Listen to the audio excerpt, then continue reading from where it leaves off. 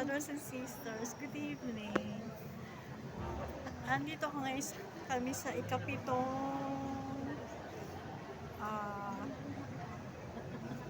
yung itong hapis atwa ng aming speakers ngayong gabi, si Father Bong Guerrero. Father Bong Guerrero. Medyo kami ngayon nag-relax kasi iniintay pa namin magkaroon ng audio siya. May problema. Pero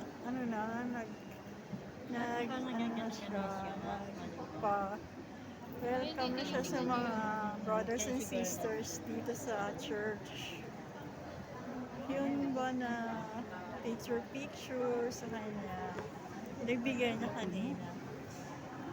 Pero ano ngayon dito gabi na 7:20 to 8 na in the evening. Papakita ko sa inyo place ni Papa. Ayan yung altar. Yung nakakulay blue.